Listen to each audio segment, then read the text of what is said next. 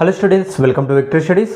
Okay students, మరి ఈ వీడియోలో ఇన్వర్స్ ట్రిగ్నోమెట్రిక్ ఫంక్షన్లకు సంబంధించి ఎక్సైజ్ 2.cలోని సెక్షన్ 1 సెక్షన్ 2 మొత్తం చెప్పడం జరుగుతుంది.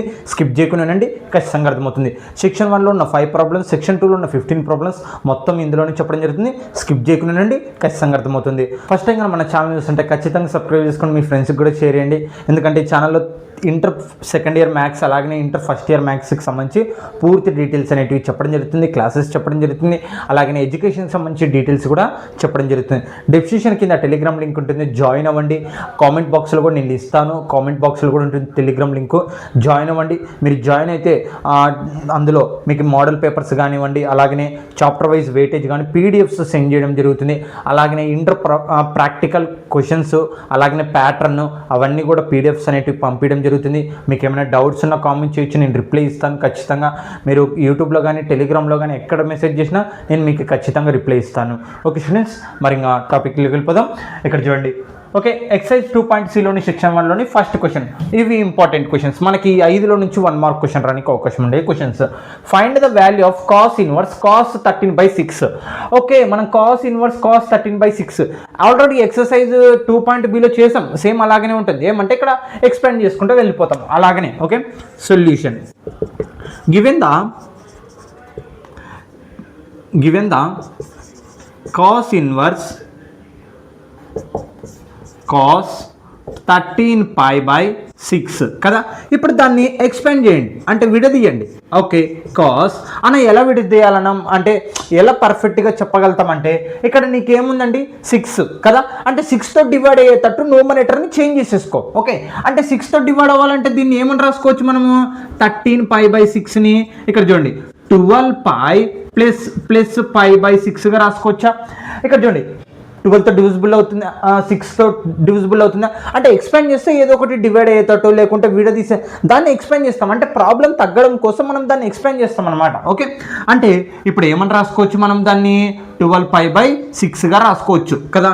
అంటే 12π ప్లస్ π+6/6. ఓకే ఓకే, ఇప్పుడు ఈ న్యూమరేటర్ రెండిటికి సపరేట్, డినామినేటర్ 6 అనేది న్యూమరేటర్కి రెండిటికి సపరేట్ అప్లై చేయండి. Okay okay, cos inverse cos 12π/6 plus π/6.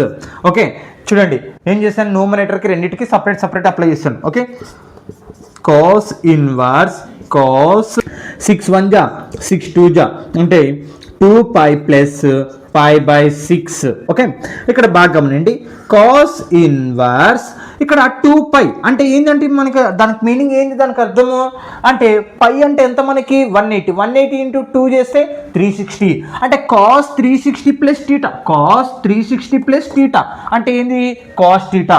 అంటే ఇక్కడ పై అంటే ఎంత అంటే మనకి ఇక్కడ పై అంటే మనకేమవుతుంది 180 డిగ్రీస్, అలాగే 2π అంటే 360 డిగ్రీస్. గుర్తుపెట్టుకోండి, పై అంటే 180, 2π అంటే 360. ఓకే, కాస్ 360 ప్లస్ టీటా ఏమవుతుంది, కాస్ టీటా అవుతుంది. కాబట్టి కాస్ టీటా వాల్యూ ఎంత ఇక్కడ మనకి π/6. అర్థమవుతుందా ఎలా వచ్చింది π/6. 2π అంటే ఎంత మనకి 2 అంటే 2 ఇంటూ పై అంటే ఎంత 180 ఇంటూ 2 చేస్తే 360. మరి cos 360 plus theta equal to cos theta. మనము టెగ్నోమెట్రిక్ ఫంక్షన్స్లో మనం వీటి గురించి నేర్చుకున్నాం, ఇంటర్ ఫస్ట్ ఇయర్లో వచ్చింది, అలాగే 10th కూడా వచ్చినాయి వీటి గురించి. ఇప్పుడు చూడండి, ఇన్వర్స్ కాస్ మామూలు కాస్ క్యాన్సల్ తెలుసు కదా, ఇంకా దాన్ని 1/cos రాసుకుంటాం, న్యూమరేటర్ డినామినేటర్ క్యాన్సల్ π/6. కాబట్టి π/6 ఆన్సర్ అంతే అయిపోయింది ఇంకా. ఓకే, అంటే కాస్ ఇన్వర్స్ కాస్ మామూలు కాస్ క్యాన్సల్ అయిపోయింది, ఇంకా మిగిలినది π/6. ఇక్కడ కన్ఫ్యూజ్ అవ్వద్దండి, ఫార్ములా ఏంటంటే మీరు ఈ ఫార్ములా రాసుకోండి, ఇక్కడ రాశాను, మీరు ఈ ప్రాబ్లం పక్కన ఇక్కడ రాసుకోండి. Okay, cos 360 plus theta value ఎంత, కాస్ టీటా అంటే కాస్ 360 ప్లస్ టీటా అంటే కాస్ టీటా. ఓకే, రాసేసాను, ఇన్వర్స్ కాస్ అది క్యాన్సిల్ చేసేసాను, π/6 వచ్చింది. Okay, next problem. Okay, note down. Okay students, second question. Find the value of the tan inverse tan 7π/6. Okay okay, given the tan inverse దాని value అనేది కనుక్కోవాలి, tan 7π/6. Okay, ఇక్కడ చూడండి tan inverse tan. Okay, ఇక్కడ గమనిస్తే మనం 7π/6 నేను ఇందాకనే చెప్పాను న్యూమరేటర్తో డివైడ్ అయ్యేటట్టుగా డినామినేటర్ ఉన్న నంబర్తో డివైడ్ అయ్యేటట్టుగా న్యూమరేటర్ని చేంజ్ చేసుకో. అంటే 7πని మనం ఏమని రాసుకోవచ్చు అప్పుడు 6π/6. చూడండి ఈ రెండు కలిపితే మళ్ళీ ఇది వచ్చేటట్టు చూసుకోవాలి. అలా నువ్వు డివైడ్ చేసుకోవాలి. నేనేమని చెప్తున్నాను అంటే ఇక్కడ డివైడ్ అయ్యేటట్టు చూసుకోండి మీకు ఒక హింట్ ఇస్తున్నాను అంతే. యాక్చువల్గా చెప్పాలంటే నువ్వు దీన్ని విడదీసిన మళ్ళీ సబ్ట్రాక్టింగ్ చేసినా ఈ నంబర్ వచ్చేటట్టు చూసుకోవాలి. మళ్ళీ నువ్వు 6π ఒక పై కలిపితే ఎంత అవుతుంది 7π, కాబట్టి 6 అలాగనే ఉంటుంది. అంటే ఇప్పుడు మనం 7π బదులు మనం ఏం రాసుకోవచ్చు 6π+π/6గా రాసుకోవచ్చు. సేమ్ ఇందాక ప్రాసెసే tan ఇన్వర్స్ ఈ మళ్ళా డినామినేటర్లో ఉన్న నంబర్ న్యూమరేటర్కి సపరేట్ అప్లై చేయండి 6/6 + π/6గా. ఓకే అండ్ ఏం చేస్తున్నాం అది హోల్ పైన 2 టర్మ్స్ ఉండే ఆ 2 టర్మ్స్కి ఒకటే డివైడ్ నెంబర్ చేస్తుంది 6. మళ్ళీ ఏం చేయొచ్చు ఆ రెండింటికి సపరేట్గా చేయొచ్చు ఎందుకంటే హోల్ చేస్తుంది కదా మనకి. tan ఇన్వర్స్ ఇక్కడ చూడండి 6 క్యాన్సల్ అంటే tan π + π/6. పై అంటే ఏమని చెప్పానండి నేను ఇందాక ఒక tan ఇన్వర్స్ tan π + θ అంటే పై అంటే ఏం చెప్పాను 180 కదా అంటే tan π + θ అంటే tan θ. అర్థమవుతుందా? ఇగో ఇప్పుడు ఈ ఫార్ములా ఉపయోగించినాను. మనం ఇవన్నీ చేసాం ఫస్ట్ ఇయర్లో కూడా చేసాం 10th కూడా ఉండే ఇవన్నీ. ఓకే అవే సిల్వర్ కప్స్ అని మనము క్వాడ్రేట్ గ్రాఫ్స్ తెలుసు కదండి. ఇవి మనకి Quadrat1 Quadrat2 Quadrat3 Quadrat4 ఇక్కడ సైన్ అన్నీ పాజిటివ్ ఉంటాయి. వీటి గురించి ఇంకా నంబర్ ఆఫ్ టైమ్స్ చెప్పింటాం. నంబర్ ఆఫ్ ప్రాబ్లమ్స్ కూడా మనకి టెక్స్ట్ బుక్లో ఉంటాయి. ఫస్ట్ ఇయర్లో వచ్చినాయి, 10th క్లాస్లో ఎక్కువ వచ్చింటాయి. ఓకే ఫస్ట్ ఇయర్లో కూడా ఎక్కువ వచ్చినాయిలేండి. ఓకే ఇక్కడ చూడండి ఓకే tan π అంటే ఏంది π + θ అయింది tan θ. ఓకే పై అంటేనే 180. ఓకే tan π + π/6 ఉంది అంటే దానికి మనకి వాల్యూ ఏమవుతుంది tan θ వాల్యూ ఎంత π/6. ఓకే ఇక్కడ చూడండి ఇన్వర్స్ tan మామూలు tan క్యాన్సలింగ్ అంటే ఇంకా మిగిలినది ఏంది π/6. అయిపోయింది ఆన్సర్ అంతే ఇంకేం లేదు. ఓకే సింపుల్గానే ఉంటాయి ఏం పెద్ద విషయం ఏం కాదు. నోడు find the value of the sine inverse sin 4π/3. Okay అంటే ఇప్పుడు దీన్ని సాల్వ్ చేద్దాం. Given the sine inverse sin 4π/3. Okay ఇక్కడ చూడండి మళ్ళీ సేమ్ ఇందాక చెప్పినట్టే ఏంది మనకు ఆ వాల్యూని ఏం చేయాలి ఎక్స్పాండ్ చేయాలి తగ్గించుకోనిక. ఓకే ఇక్కడ చూడండి 3π + 4πగా రాసుకోవచ్చు కదా /3గా రాసుకోవచ్చు రైట్. అంటే 4π/3ని ఏమని రాసుకోవచ్చు 3π/3గా రాసుకోవచ్చు. కాబట్టి ఇప్పుడు నేను ఏం చేస్తున్నాను ఇగోండి నేను ఎక్స్ప్లెయిన్ చేశాను 4πని విడదీశాను 3π + πగా తీశాను. ఓకే డినామినేటర్ 3 అలాగనే ఉంది అంటే సైన్ ఇన్వర్స్ సైన్ ఈ 4π/3ని బదులు ఏమని రాసుకోవచ్చు ఇప్పుడు 3π + π/3. ఓకే సైన్ ఇన్వర్స్ ఇక్కడ చూడండి ఆ డినామినేటర్ 3ని న్యూమరేటర్కి సపరేట్ అప్లై చేయండి sin 3π/3 + π/3. ఓకే ఇక్కడ చూడండి సైన్ ఇన్వర్స్ 3 క్యాన్సల్ అంటే sin π + π/3. ఓకే ఏం మిగిలింది π + π/3 మిగిలింది. 3 క్యాన్సల్ చేసేసాం డినామినేటర్ రెండింటికి సపరేట్ చేసిన తర్వాత.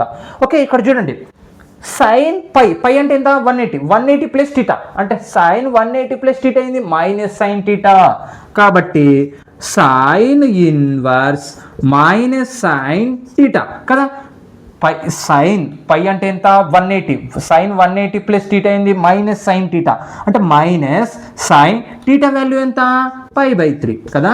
Okay equal to sine inverse. ఇక్కడ గమనిస్తే మనము ఫస్ట్లో మనం ప్రాబ్లమ్స్ చేసాం ఎక్సైజ్ 2.aలో కూడా చేసాము. ఇక్కడ 2.aలో మీరు గమనించింది ఏంది సైన్ ఇన్వర్స్ -x ఏమని రాసుకుంటాం -sin ఇన్వర్స్ x గా రాసుకుంటాం. ఇక్కడ చూడండి సైన్ ఇన్వర్స్ మైనస్ ఇప్పుడు ఇదంతా ఎక్స్ వాల్యూ అనమాట మనకి ఏది sin π/3 ఎక్స్ వాల్యూ అంటే సైన్ ఇన్వర్స్ అంటే మనకు ఒక వాల్యూ ఇన్వర్స్ తర్వాత నెగిటివ్లో ఉందనుకో దాన్ని చేంజ్ చేసుకోవాలి కదా. మనకి కాస్కి టాన్కి ట్యాన్కి సైన్కి మనకి సపరేట్గా ఉంటాయి. మిగతా వాటికి మాత్రమే పై అనేది ముందర రావడం జరుగుతుంది. నేను ఇక్కడ ఫస్ట్లోనే ఇక్కడ నేను సపరేట్ రాశాను, ఇంట్రడక్షన్ క్లాస్లో కూడా చెప్పాను వీటి గురించి. ఓకే, మైనస్ సైన్ ఇన్వర్స్ ఎక్స్గా రాసుకుంటాం. అంటే ఫస్ట్ ఏం రాయాలి మనము, ఇక్కడ చూడండి సైన్ ఇన్వర్స్ మైనస్ ఎక్స్ అంటే ఏమని రాసుకోవాలి, మైనస్ సైన్ ఇన్వర్స్ ఎక్స్గా రాసుకోవాలి. Okay, minus sine inverse x కదా, ఎక్స్ మనకు వాల్యూ ఏంది సైన్ π/3. ఓకే, గుర్తుపెట్టుకోండి ఇది sine inverse minus x. Okay, sine inverse minus x ఇదంతా ఎక్స్ వాల్యూ. అంటే మనం ఏం రాసుకోవాలి, మైనస్ సైన్ ఇన్వర్స్ ఎక్స్ రాసుకోవాలి కదా. మైనస్ సైన్ ఇన్వర్స్ ఎక్స్ ఎంత ఇప్పుడు మనకి సైన్ π/3. ఓకే, క్లియర్, అర్థమైందా? ఓకే, నెక్స్ట్ స్టెప్ ఫార్ములా ఇదంతా ఎక్స్ వాల్యూ చూడండి ఇప్పుడు మనకి. ఓకే, అయిపోయిందండి ప్రాబ్లం. ఇక్కడ మైనస్ ఇన్వర్స్ సైన్ మామూలు సైన్ క్యాన్సల్, ఏముంది ఇంకా π/3 అయిపోయింది ఆన్సర్, అంతే ఇంకేం లేదు. ఓకే, ఇంక ఇక్కడనే రాసుకోవచ్చులేండి మైనస్ π/3. చూడండి ఇక్కడ బాగానండి, మనము మామూలుగా ఆ ఫార్ములా ప్రకారం అప్లై చేసేసాం.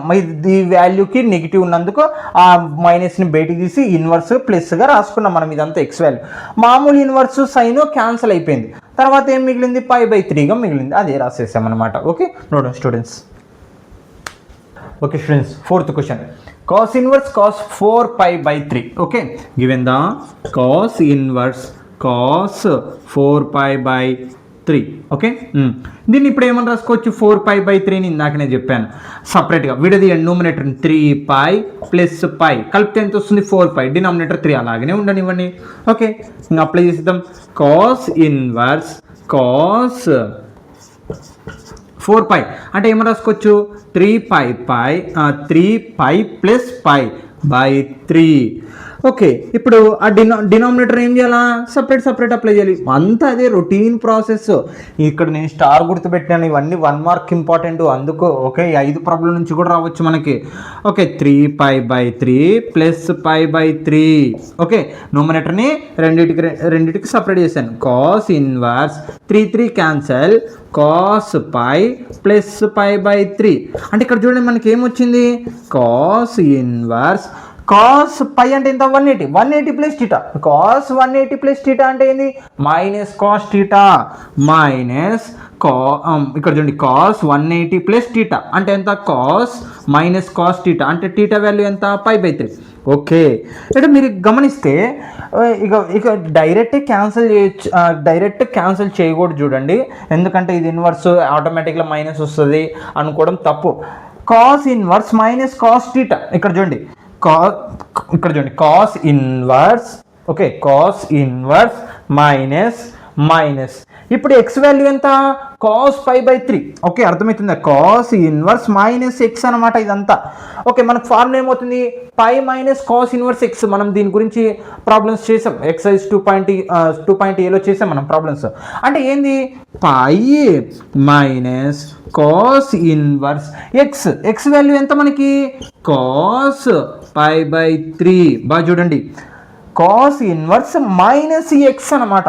అంటే cos inverse minus X formula ఏంది, π మైనస్ cos ఇన్వర్స్ ఎక్స్. పై రాశాను, మైనస్ రాశాను, cos ఇన్వర్స్ రాశాను, ఎక్స్ వాల్యూ నాకెంత ఇప్పుడు ఇదంతా cos π/3 కాబట్టి అది రాసేసాను. Okay, clear. ఓకే, ఇక్కడ చూడండి నెక్స్ట్ స్టెప్. ఇంకా ఇక్కడ చూడండి మామూలు ఇన్వర్స్ మామూలు కాస్ క్యాన్సిల్ అయిపోతుంది. π మైనస్ ఇటు పక్క ఇంకేం మిగిలింది, π/3 మిగిలింది. ఓకే, ఇంకా ఇప్పుడు ఎల్సిఎం చేయండి, 3 క్రాస్ మల్టిప్లికేషన్ 3π మైనస్ π. ఓకే, 3πలో కల్లా ఒక π పోతే 2π/3. ఇక్కడ ఇంక అంతే ప్రాబ్లం, ఆన్సర్ అయిపోయింది 2π/3. మళ్ళీ వినండి, ఇక్కడ మనకి cos ఇన్వర్స్ మైనస్ ఎక్స్ అనమాట. అంటే ఫార్ములా ఏమవుతుంది, π మైనస్ cos ఇన్వర్స్ ఎక్స్, π మైనస్ cos ఇన్వర్స్ ఎక్స్ వాల్యూ రాసేసాను. ఇక్కడ ఇన్వర్స్ కాస్ మామూలు కాస్ క్యాన్సిల్ అయిపోయింది, ఇంకా వాల్యూస్ రాశాను, π మైనస్ π/3 మిగిలింది కొట్టది. ఎల్సిఎం 3 తీసాను, క్రాస్ మల్టిప్లికేషన్ చేశాను, 3లో πలో కల్లా ఒక π తీసేస్తే 2π/3 అనేది రావడం జరిగింది. ఓకే స్టూడెంట్స్, నోడు. Okay students, 5th question section 1లో లాస్ట్ క్వశ్చన్. ఈ 5 ప్రాబ్లమ్స్ 1 మార్క్ చాలా చాలా important. Given the tan inverse tan π/5 4/3 value అనేది కనుక్కోవాలి. ఓకే, సేమ్ మళ్ళీ అక్కడ చూడండి, tan ఇన్వర్స్ tan 4π/3 ఇందాకనే చేసేసాం. మళ్ళీ 3 వరుసగా ఇవే క్వశ్చన్స్. 4π అంటే 3π ప్లస్ π/3. ఓకే, ఇక్కడ చూడండి 3π ఒక పై కలిపితే 4π/3 ఇంకా సేమ్ అలాగనే.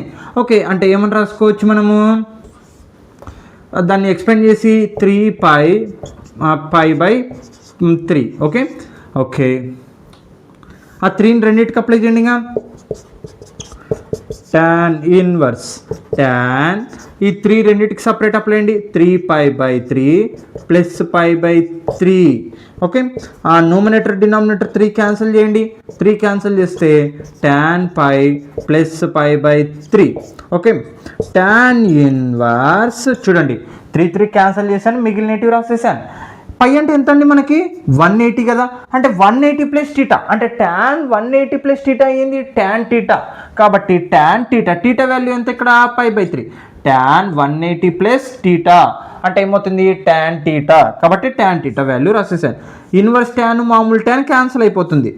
ఏం మిగులుతుంది π/3 అనేది మిగులుతుంది. ఇంకంతే, ఆన్సర్ అయిపోయింది. ఓకే, π/3. ఇది సెక్షన్ 1 ఫార్ములా స్టూడెంట్స్.